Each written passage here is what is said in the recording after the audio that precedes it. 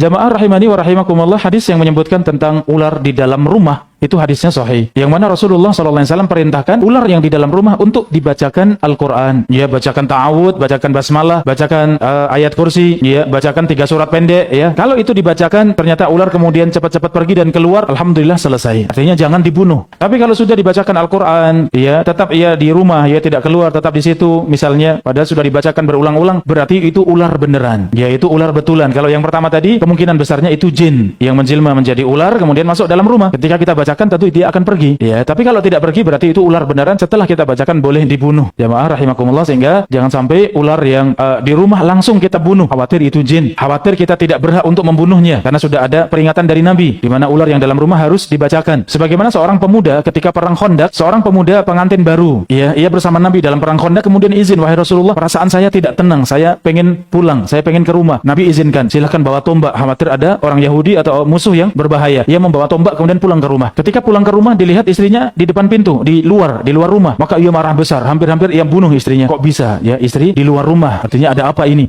Mungkar sekali buat orang Arab, ya. Harusnya dalam rumah terjaga. Kalau di luar rumah bahaya, mungkin ini itu dan seterusnya, ya. Sehingga istri kemudian mengatakan, silakan lihat di rumah, silakan lihat di atas tempat tidur ada sesuatu. Ia pun masuk, ternyata ada ular besar melingkar di atas tempat tidur. Ia pun kemudian segera menusuk dengan tombaknya ular tersebut, kemudian bergulat dengan ular. Kata perawi, tidak ketahuan siapa yang mati duluan di antara ular dengan sahabat tersebut. Dua-duanya mati. Ya, maka faedah dari hadis ini jamaah rahimakumullah, dan di Madinah pada waktu itu sangat banyak yang namanya jin ular. Sehingga sunnahnya kalau ada ular dalam rumah bacakan Al-Quran. Hingga yakin ia mendengar Al-Quran, mendengar bacaan kita. Kok tetap di dalam, berarti ular beneran. Tapi kalau mendengar kemudian segera ia bergerak dan kemudian keluar, biarkan, itu berarti mungkin dari bangsa jin, ya, sehingga kita biarkan. Demikian jamaah khusus fikih ular di dalam rumah. Kalau ular di luar rumah, ya itu dianggap ular, semuanya ular biasa. Kalau pengen bunuh, dan itu sunnah, ya, di antara yang diperintahkan untuk dibunuh adalah ular, maka baca ta'awud, ya, ucapkan a'udzubillahi minasyaitonirrajim, bismillahirrahmanirrahim, kemudian silahkan bunuh, ya, kalau itu takut membahayakan. Allah Ta'ala alam.